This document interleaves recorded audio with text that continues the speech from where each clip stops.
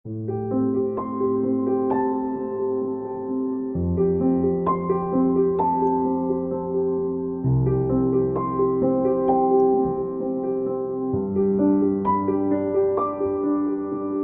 kita akan masuk ke dalam topik selanjutnya atau materi selanjutnya. Kita akan bicarakan mengenai pemberian ASI selama pandemi COVID-19 yang akan dibawakan oleh Dr. Eti Mardian, spesialis obstetri ginekologi konsultan. Ini merupakan sedikit kurikulum vitae dari Dr. Eti. Untuk Dr. Eti, waktu dan tempat kami persilakan. Pada kesempatan kali ini saya akan melanjutkan topik yang telah disampaikan oleh Dr. Erna ya. Jadi perkenalkan dulu, tadi sudah disampaikan oleh Dr. Charles, saya Dr. Eti. Jadi saya sebagai seorang dokter obgyn, obstetri ginekologi, saya memang bukan semata-mata membantu persalinan dan sebagainya. Juga sebagai seorang konsultan uroginekologi rekonstruksi, tidak hanya bekerja untuk melakukan tata laksana uroginekologi rekonstruksi, karena kebetulan sebagai seorang dokter obgyn, bahkan seorang dokter umum atau bidan atau perawat, itu seyogyanya menguasai tentang laktasi. Jadi kalau kita menyerahkan ini sepenuhnya pada dokter anak yang telah menolong bayi yang telah kita lahirkan, maka mungkin fase ini akan cukup pendek untuk membuat ibu percaya pada kita bahwa ASI itu adalah bagus, yang paling baik. Dan bahwa pemberian ASI pada bayi itu akan sangat bermanfaat untuk bayi. Jadi itu adalah tugas kita yang telah melakukan pemeriksaan antenatal dan menumbuhkan kepercayaan pada ibu bahwa pemberian ASI itu bisa kita kerjakan bahkan nanti dalam masa pandemik COVID-19 seperti sekarang ini. Jadi ini saya sampaikan karena pada beberapa kasus kami mendapatkan bahwa ada seorang ibu yang ternyata ketika dia harus melahirkan dalam situasi pandemi COVID-19, pada akhirnya merasa takut sendiri ketika memberikan ASI pada bayinya. Padahal kita sudah tahu semua bahwa ASI itu adalah yang terbaik. Bahkan WHO pun telah menjelaskan hal ini, bahwa ASI bisa diberikan dalam kondisi bahkan ibu pun dalam keadaan confirm. Tapi tentu saja ada hal-hal yang harus kita perhatikan. Jadi tidak semata-mata dapat memberikan ASI seperti pasien biasanya. Jadi ini adalah materi yang akan saya sampaikan. Tapi pertama kita harus punya kesepakatan dulu bahwa untuk melakukan pertolongan persalinan, tadi sedikit sudah dijelaskan oleh Dr. Erna bahwa tempat persalinan itu sebenarnya memang sudah ada beberapa arahan dari Kemenkes ya. Jadi untuk ibu dengan status ODP, PDP atau terkonfirmasi itu sebaiknya bersalin di rumah sakit. Apakah harus di rumah sakit rujukan?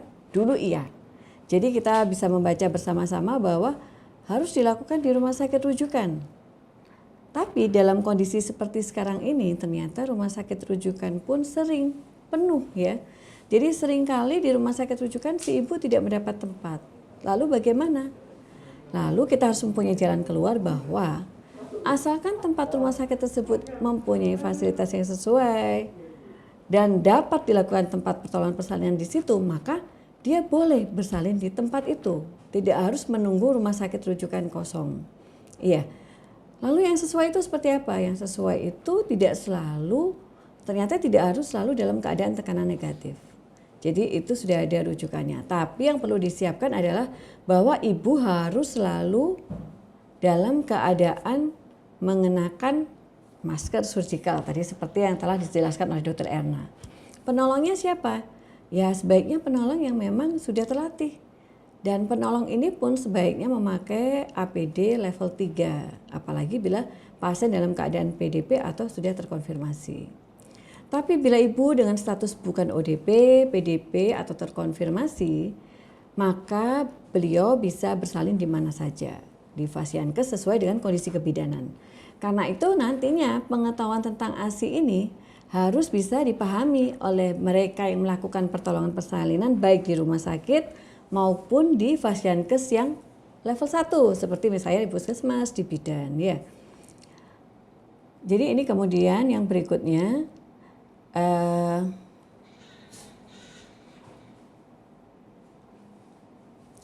jangan lupa bahwa pada akhirnya bila nanti kita menemukan misalnya pada pasien yang kita bantu tersebut apabila kita bekerja di Fasiankes tipe 1, apabila itu pasien ODP atau ternyata PDP dari screening anamnesis, dari pemeriksaan fisik atau bahkan misalnya terkonfirmasi COVID-19, maka jangan dipaksakan untuk bersalin di persalinan level 1. Jadi harus dilakukan rujukan dengan rujukan yang sesuai dengan prosedur pencegahan COVID-19 ya.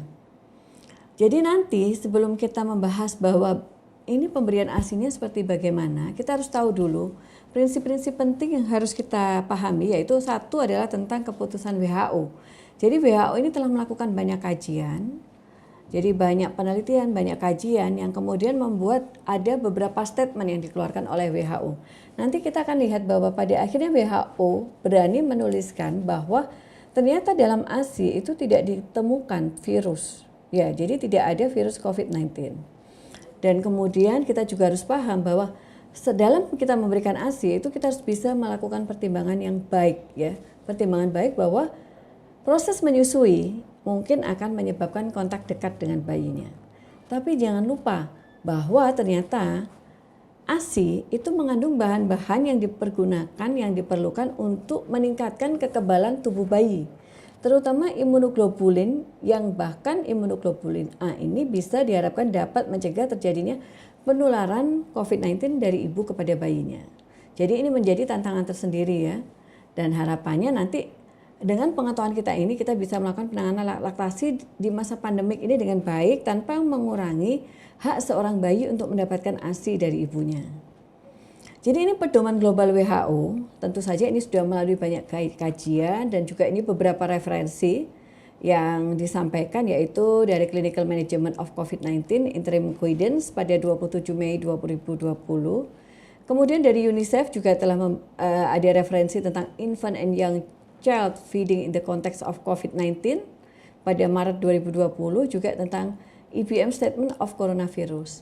Jadi tentang adanya penularan virus COVID-19 ini dari janin, dari ibu kepada janin itu ternyata belum ada konklusinya, baik ini dari pada saat kehamilan maupun dari ASI. Tapi yang dikhawatirkan sebenarnya adalah kontak apabila si ibu dalam keadaan tidak bisa menjaga hygiene dengan baik. Misalnya kita tidak bisa memberikan edukasi pada ibu bahwa ibu sebaiknya menggunakan masker.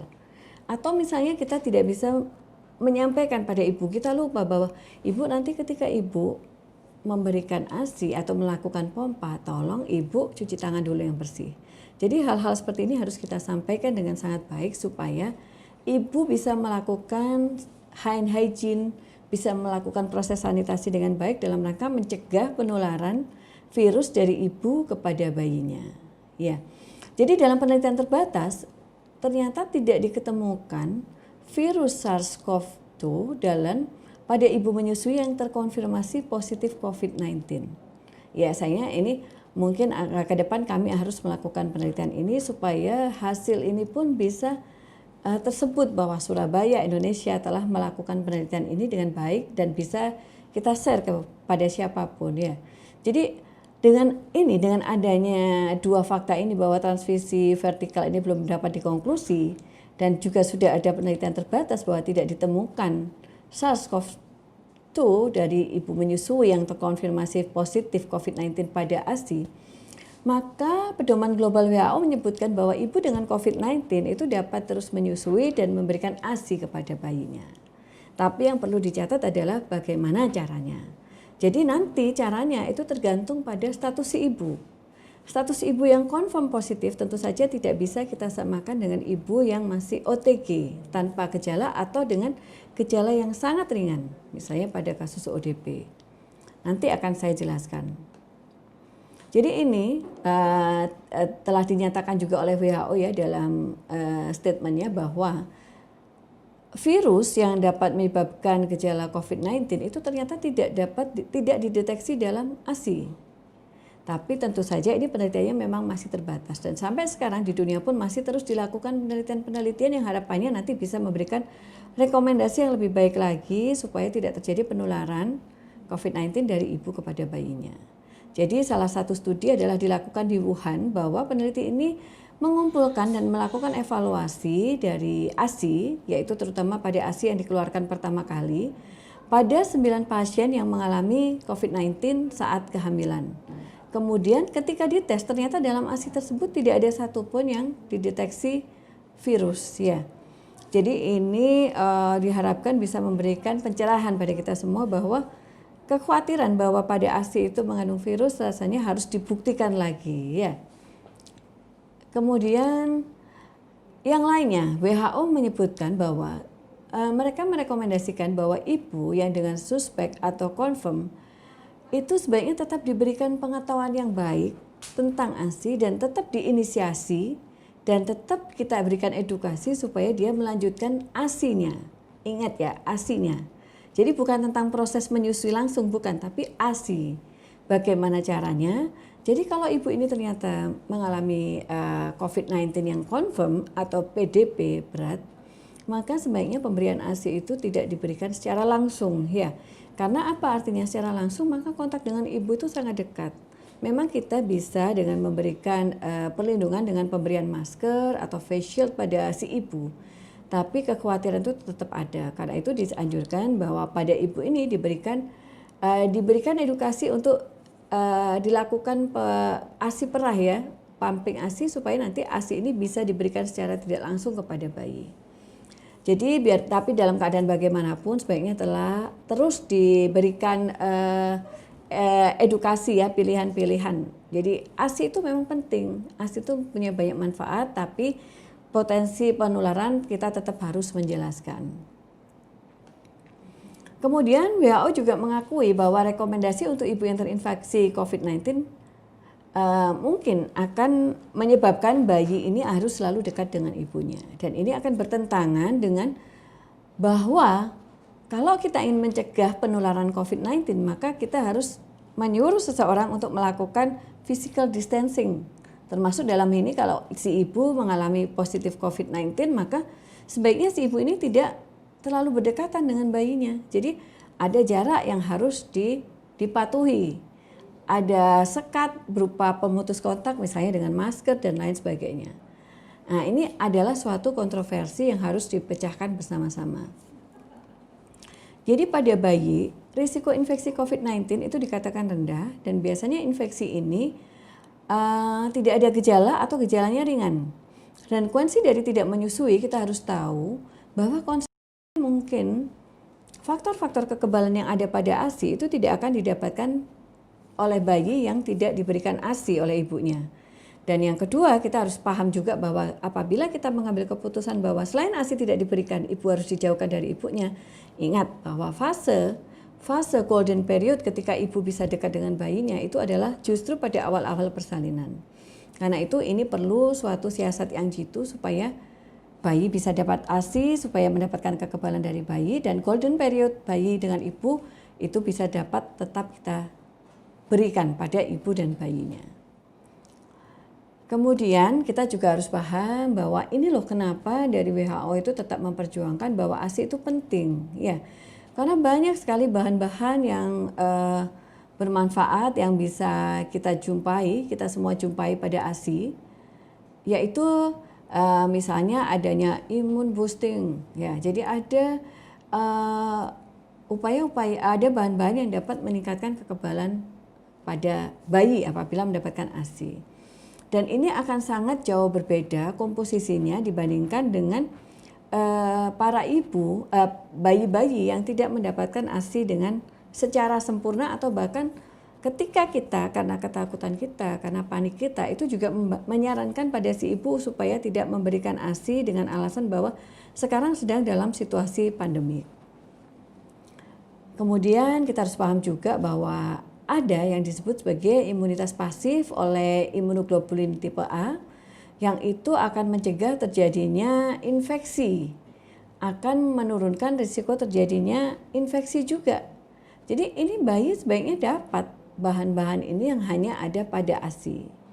Bagaimana caranya? Ya bayi harus tetap mendapat ASI. Apakah harus dengan menyusui langsung? Jawabannya tidak, tergantung dari kondisi ibu nantinya. Jadi ini adalah keuntungan pemberian ASI dari ibu kepada bayi. Jadi keuntungan ini akan kita dapatkan apabila kita yakin bahwa ada antibodi, ada sel darah putih, dan antibodi yang spesifik pada penyebab terjadinya infeksi yang sedang dialami ibu. Jadi adanya infeksi yang sedang dialami ibu itu akan membuat terjadinya pembentukan antibodi spesifik. Ya, yang ini diharapkan juga bisa mencegah terjadinya beberapa macam infeksi. Termasuk harapannya nanti juga bisa mencegah terjadinya infeksi COVID-19 pada bayinya. Jadi ini diharapkan dapat menurunkan terjadinya infeksi bahkan diare, juga melindungi terjadinya infeksi E. coli atau terjadinya alergi. Bahan-bahan ini harus kita sadari supaya kita bisa memberikan edukasi dengan baik tentang ASI itu justru akan membantu supaya bayi tidak tertular virus COVID-19 dari ibunya. Ini penelitian yang telah dipublikasikan yaitu oleh Hui Xing, Zheng Xu, dan Chung Fan, yaitu tentang antibodi pada janin yang dilahirkan ibu dengan COVID-19 yang mengalami pneumonia. Ternyata dari 6 ibu yang terkonfirmasi COVID-19 didapatkan bahwa pada serum atau swab tenggorok bayinya itu tidak terdeteksi virus COVID-19. Ya.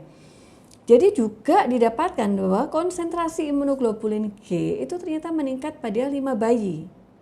Imunoglobulin G sendiri itu kita ketahui merupakan mengalami transmisi secara pasif melalui plasenta. Jadi dengan fakta-fakta ini itu membuat WHO yakin dan percaya bahwa pemberian ASI pada bayi yang ibunya mengalami infeksi COVID-19 itu tetap bisa memberikan manfaat. Ada penelitian lain yang telah dipublikasikan oleh Lisa Fox, Jessica Marino, dan teman-teman yang menyebutkan bahwa evidence of significant secretory immunoglobulin A dominant SARS-CoV-2 immune response in human milk following recovery from COVID-19. Jadi ternyata pada ibu-ibu yang sudah tidak mengalami COVID-19 yang sebelumnya terinfeksi, 80% dari 15 sampel ASI yang diperah pada hari ke-14 sampai 30 itu menunjukkan adanya peningkatan kadar imunoglobulin A. Kadar imunoglobulin A yang anti COVID-2 ya. Jadi ini harus kita pahami. Kemudian ada very strong imunoglobulin A yang dominan terhadap perlindungan SARS-CoV-2. Ini merupakan respon imun pada ASI setelah si ibu ini terinfeksi ya. Jadi ini akan sangat bermanfaat supaya bayi tidak terkena infeksi pada perjalanan selanjutnya. Kemudian ibu-ibu yang mengalami pemulihan dari infeksi coronavirus ternyata juga mempunyai respon imun kuat terhadap penyakit pada ASI yang dikandung oleh ibunya. Ini senada dengan yang disampaikan oleh Rebecca Powell bahwa dia seorang human milk immunologist, jadi seorang imunologis yang banyak meneliti tentang ASI. Dia mengumpulkan dan mempelajari ASI dari ibu-ibu yang menyusui, including those who may have been exposed to COVID-19. Jadi termasuk ibu-ibu yang telah terekspos dengan COVID-19. Ternyata studi preliminarinya ini menyebutkan bahwa ada suatu respon imun kuat terhadap COVID-19 pada ibu yang telah terinfeksi. Jadi tim ini terus bereksplorasi dan berharap bahwa ASI yang diberikan pada bayi ini akan bermanfaat untuk perlindungan terhadap virus COVID-19. Nah, tantangannya adalah status ibu ya. Jadi status ibu itu kalau kita bicara tentang COVID-19 itu kan macam-macam. Ada yang orang tanpa gejala, ada orang dengan gejala ringan, bahkan ada PDP dan ada confirm. Kenapa ini disampaikan? Karena ternyata status ibu itu nantinya akan sangat menentukan tata laksana pada bayi. Baik tata laksana berupa resusitasi, tata laksana berupa ruang perawatan si bayi, tata laksana manajemen laktasi, dan APD yang digunakan. Jadi seandainya kita mendapatkan si ibu ini adalah ibu yang confirm, maka hati-hati, resusitasinya mungkin tidak bisa kita samakan dengan ibu-ibu yang tidak confirm. Begitu juga ruang perawatannya akan sangat berbeda, dan itu nanti perlakuan kita terhadap bayinya pun juga akan sangat berbeda. Di mana sebenarnya dari Kemenkes menyebutkan bahwa ibu yang confirm atau PDP, maka sebaiknya ibu-ibu ini tidak langsung melakukan IMD pada bayinya, tidak langsung memberikan ASI pada bayinya, dan juga sebaiknya menunda rawat gabung, ya. Kemudian siapa yang bisa memutuskan ini? Memang dasar kita adalah dari statement WHO dan juga dari Kemenkes. Tapi sekali lagi itu harus kita diskusikan dengan sangat baik, ya. Jadi pengambilan keputusan ini selain ditentukan oleh staf medik di rumah sakit, juga kita harus memberikan kesempatan pada ibu untuk menyampaikan aspirasi dan hak-haknya untuk berbicara. Karena siapa tahu si ibu ini merasa bahwa saya tetap akan memberikan ASI saya. Karena saya yakin bahwa ASINya ini akan sangat penting untuk mencegah penularan. Dan kita tidak bisa memaksakan itu, tapi kewajiban kita adalah memberikan edukasi dengan sangat baik. Bahwa kalau seorang ibu itu confirm atau PDP berat, maka risiko penularan akan lebih tinggi. Dan itu bisa membahayakan bayinya.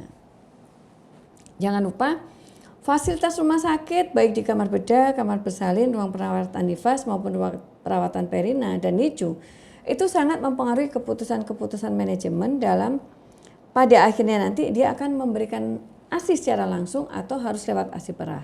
Apakah dia akan melakukan rawat gabung atau bayi terpisah dengan ibunya. Semua itu ada pertimbangan-pertimbangan khusus. Jadi ini adalah tantangan lain-lain ya. Kunjungan ibu hamil itu akan dibatasi. Puskesmas banyak yang tidak beroperasi. Jadi kalau saya baca surat kabar, kasihan ya. Kasihan juga ada beberapa ibu itu yang ternyata kemudian melakukan protes pada DPRD karena merasa saya sekarang kesulitan untuk kontrol. Bidan nggak ada yang mau buka, dokter kandungan batasi pasiennya, nggak mau sampai malam. Ya, jadi ini yang sekarang ini dikeluhkan oleh banyak ibu hamil.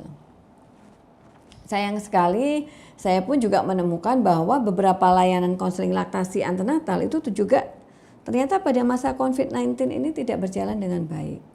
Eman sekali, tapi rasanya kalau kita nanti sudah tahu ilmunya mungkin kita bisa kembali menggiatkan ini. Kemudian hal lain yang juga menjadi tantangan adalah IMD ini ternyata tidak berjalan dengan baik. Jadi inisiasi menyusui dini pada pasien confirm atau PDP berat itu ternyata tidak direkomendasikan oleh Kemenkes ya.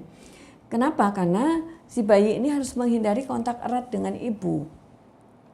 Kemudian hal lain, sebaiknya kalau kita sudah tahu prinsip-prinsip dasar tentang menyusui, maka sebaiknya menyusui itu harus sesering mungkin. Karena semakin sering maka produksi akan semakin meningkat. Ini adalah pemberian ASI. Jadi pemberian ASI ini merupakan salah satu alternatif pada ibu dengan COVID-19. Tapi akan sangat sulit terlaksana kalau ternyata ibunya ini berjauhan. Dan ini memang ada pada kenyataan di lapangan, kita seringkali melihat bahwa nanti mungkin teman-teman yang ada yang bekerja di rumah sakit yang merawat ibu pasca persalinan akan tahu bahwa ternyata meskipun kita paham semua bahwa kalau ibunya itu cuman ODP atau dia dengan OTG, maka sebenarnya kita boleh memberikan ASI. Tapi ternyata seringkali ibu dan bayi ini buru-buru dipisahkan ya. Ibu dengan COVID-19 itu akan menerima obat-obatan yang keamanannya pada bayi masih dipertanyakan. Hati-hati, kadang kita dapatkan bayinya juga positif, bayinya dapat obat-obatan yang sebenarnya keamanan pada bayi itu sangat dikhawatirkan. Lalu hal lain yang perlu diperhatikan adalah suplementasi dengan ASI donor yang aman belum bisa terlaksana karena belum adanya bank ASI donor. Dan ini akan digantikan dengan susu formula. Lalu penggunaan botol dot akhirnya menjadi risiko pilihan. Hati-hati ya, karena kalau pemberian obat-obatan pun ya seperti ini ya, pemberian obat-obatan barangkali ibunya COVID-19 sudah confirm, maka ada, antibiotika ada, antivirus yang diberikan, kita harus memastikan bahwa itu aman. Donor tadi belum terlaksana karena kita masih terganjal dari sisi agama, di mana nanti dikhawatirkan pada bayi perempuan akan bertemu dengan bayi laki-laki yang sebenarnya ayah dan ibunya berbeda tapi mereka adalah saudara sepersusuan. Hati-hati akan terjadi risiko bingung pusing. Ini semua harus menjadikan perhatian. Tapi bukan berarti kita kurang akal, kita tetap bisa mengerjakannya dengan baik asal kita tahu mana-mana yang harus kita adaptasi. Jadi ini rekomendasi dari IDAI bahwa ibu yang terkonfirmasi COVID-19, maka bayi ini termasuk kontak erat resiko tinggi. Sebaiknya pada hari ke-1 dan ke-2, bahkan kalau perlu hari ke-14, segera dilakukan swab. Ya. Jangan dilakukan inisiasi menyusui dini, rawat atas persetujuan ibu, dan yang diberikan itu adalah ASI perah. Jangan lupa karena ini penting untuk menjaga kesehatan, maka alat pelindung diri dan alat untuk menjaga hygiene respirasi itu harus diperhatikan juga, termasuk mungkin penggunaannya kalau dulu sampai level 2, sekarang nanti harus sampai level 3. Jadi konseling dan dukungan psikososial itu diharapkan bisa membuat pasien menerima ini, bahwa bila hasil PCR-nya positif, baik tanpa gejala, ronsennya torak normal, dan lab normal, maka dia termasuk OTG. Dan kita harus tahu juga bahwa ini apakah semua kasus atau dengan ibu gejala sedang sampai berat saja. Ini adalah kasus-kasus dengan PDP atau confirm. Ini yang lain yaitu bahwa bayi dari ibu dengan ODP atau OTG itu kita boleh melakukan IMD. Bayi dapat dirawat gabung. Jadi kalau ibu itu tidak ada gejala, ibu tanpa gejala, maka bayi bisa mendapatkan IMD. Ya, bayi dapat dilakukan rawat gabung, bayi dapat menyusu langsung atau minum ASI perah. Jangan lupa untuk mengajak ibu melakukan praktek hygiene respirasi ya. Pakai masker yang baik, bila perlu pakai face shield, ya, cuci tangan dengan rajin, kalau perlu 3 kali, 5 kali sehari, 6 kali sehari. Bila baik dipulangkan setelah 72 jam dan dilakukan konseling serta dukungan psikososial. Jadi harapannya untuk tata laksana menyusui pada bayi dari ibu dengan COVID-19 ini adalah sementara sebaiknya rawatnya terpisah. Tapi tentu saja ini adalah kasus per kasus. Kita mungkin akan melihat bahwa ada bayi yang lahirannya sudah di rumah, tapi ternyata kemudian ibunya diketahui konfirm positif. Maka mungkin karena si ibu ini sudah sangat dekat dengan bayinya, sulit bagi kita untuk memisahkan. Nah, karena itu perlu pertimbangan kasus per kasus. Keputusan disepakati oleh ibu dan tim medis berdasarkan dari edukasi manfaat menyusui dan potensi risiko akibat penularan erat. Lalu petugas atau orang sehat yang membantu perawatan bayi dan memberikan ASI perah sebaiknya menggunakan APD level yang sesuai. Kenapa? Karena selain tenaga medisnya sendiri, para petugas, perawat itu juga banyak yang kemudian ternyata mengalami positif. Itu yang awas kita harus hati-hati ya. Jadi kalau misalnya kita mendapatkan pasien dengan ODP atau OTG, ibu bisa terus menyusui sambil melakukan hygiene pernafasan. Ibu bisa menggunakan masker selama ASI menyusui, mencuci tangan dengan sabun sebelum dan sesudah menyentuh bayi, membersihkan dan disinfeksi permukaan yang bersentuhan secara rutin. Jadi ya pakai lap begitu ya, rajin dibersihkan. Dan yang terakhir adalah menggunakan cangkir dan sendok untuk memberikan ASI perah kepada bayi bila ibu sangat sakit untuk bisa menyusui. Jadi kadang-kadang karena ditinggalnya cukup lama ya, ibu-ibu yang konfirm positif ini bukan berarti pada pemeriksaan 7 hari ke depan nanti ternyata langsung negatif, tidak selalu. Bahkan kadang-kadang butuh waktu. Jadi mungkin sampai 15 hari berikutnya itu masih harus bisa mendapatkan edukasi yang baik ya. Jadi ibu bisa terus menyusui, tapi ingat gunakan masker, cuci tangan dengan sabun sebelum dan sesudah menyentuh bayi. Membersihkan permukaan ya, jadi mungkin meja, alat dan sebagainya itu dibersihkan dengan sangat tertib ya. Jangan habis pakai kemudian ditaruh di meja, nanti dilakukan pompa lagi, tangannya nggak pakai sarung tangan, kasihan bayinya nanti akan tertular. Jadi ini kira-kira yang nanti bisa membuat kita mengambil keputusan bahwa ibu dengan positif COVID-19, ibu dengan PDP ini mempunyai kontak erat risiko tinggi. Iya, PDP memang rendah, tapi dua-duanya mempunyai kontak erat risiko. Jadi sebaiknya dari hari ke-1 ke-2 sudah dilakukan swab. Kemudian pada ibu yang gejalanya sedang sampai berat, rawat terpisah, tidak dilakukan IMD, diberikan ASI perah, praktek hygiene respirasi dan APD level 2, pompa ASI, terjaga kebersihannya, dan konseling serta dukungan psikososial. Itu sangat penting untuk dilakukan. Antara positif COVID-19 dengan PDP itu ketentuannya adalah sama. Meskipun risikonya yang confirm itu risiko tinggi, sedangkan yang PDP adalah risiko rendah. Dua-duanya harus dilakukan swab pada hari 1 dan kedua. Bagaimana dengan ODP dan OTG? Ternyata untuk ODP dan OTG ini bayinya dapat dirawat gabung, bayinya dapat menyusu langsung dari ibunya, kemudian atau minum ASI perah diperbolehkan, tapi kalau bisa menyusu langsung, praktek hygiene dan respirasi, serta konseling dan dukungan psikososial. Bayi akan dapat menyusu langsung setelah hasil tes swab ibu negatif. Dan kalau sudah begini, sebaiknya kita semua bisa tetap memberikan semangat.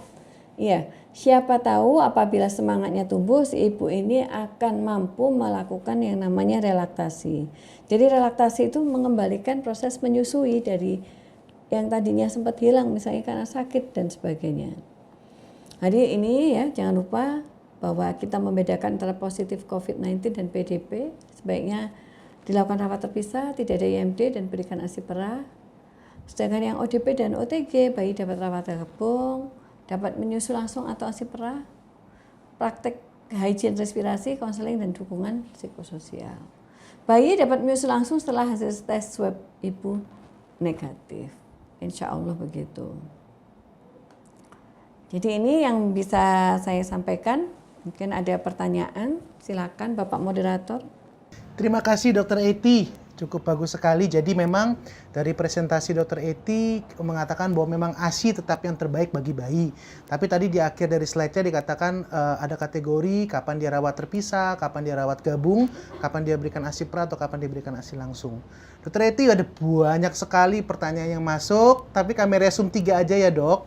Yang pertama dari Dr. Fatima. Pertanyaan pertama adalah apabila pasien tanpa gejala atau OTG dan dia kontak erat dengan suami yang terkonfirm COVID-19 yang hasilnya dilakukan swab tapi hasilnya belum keluar, ini untuk istrinya dokter ya. Kemudian dia melahirkan baik itu pervaginam atau SC, apakah masih harus diberikan ASI perah atau sama sekali tidak boleh diberikan dokter? Jadi saya jawab dulu ya. Siap. Jadi ini Dokter Fatima Zahra, bukan? Oh siap. Jadi pemberian satu, kalau dari rekomendasinya WHO maupun dari rekomendasi Kemenkes ya. Jadi baik di dunia internasional maupun dari Kemenkes, semuanya sepakat bahwa ASI itu penting, tetap harus diberikan. Nah nanti diskusinya adalah dengan cara seperti apa? Ya, cara seperti apa tergantung status dari ibunya.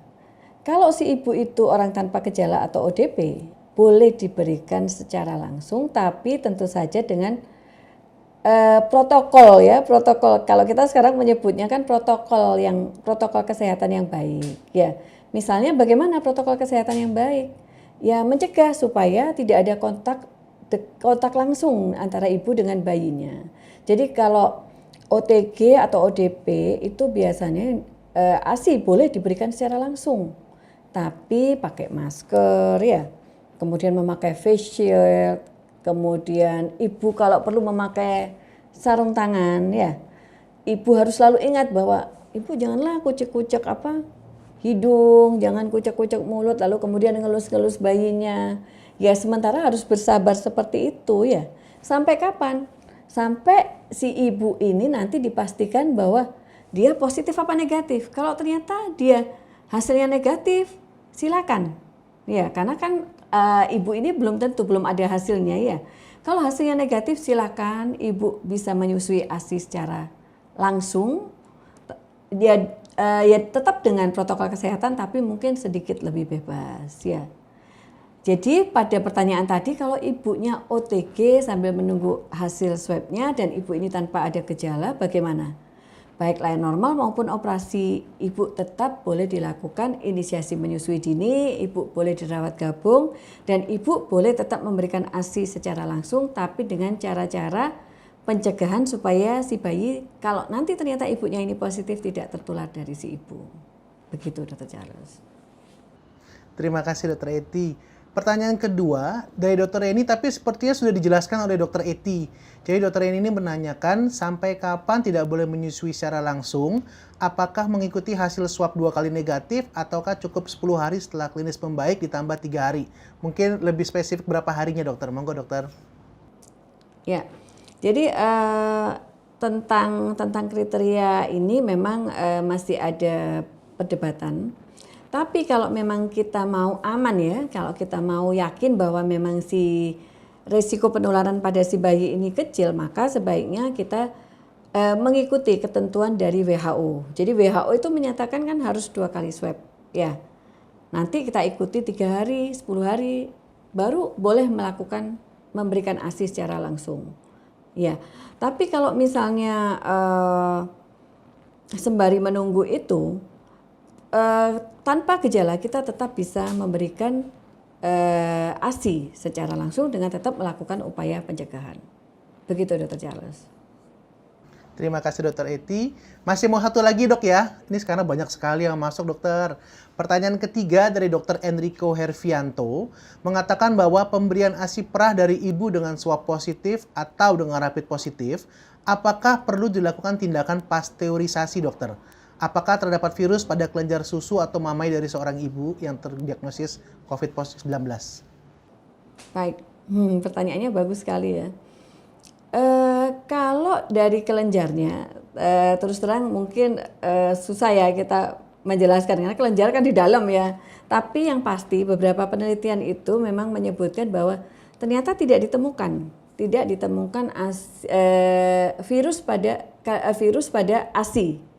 Jadi tadi ada beberapa penelitian yang sudah menyatakan bahwa penelitian tersebut ternyata tidak mendapatkan virus di ASI-nya ibu.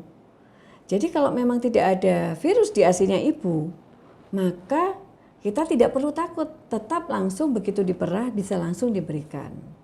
Tapi seandainya si ibu ini punya stok ASI yang banyak ya, sampai di freezer ya, mungkin Dr. Charles sendiri atau mungkin Dr. Enrico sudah pernah ya sering melihat bahwa ibu-ibu yang sangat pejuang ASI itu ya, para ibu pejuang ASI itu kadang kalau kita lihat kan di freezernya itu sampai wow, tumpukan ASI perah dalam keadaan beku yang sangat banyak ya. Mungkin itu nanti juga bisa dialami oleh para ibu yang PDP atau confirm ya, kan harus memerah ASInya. Nah itu cara memberikannya tetap seperti ASI perah yang lain ya.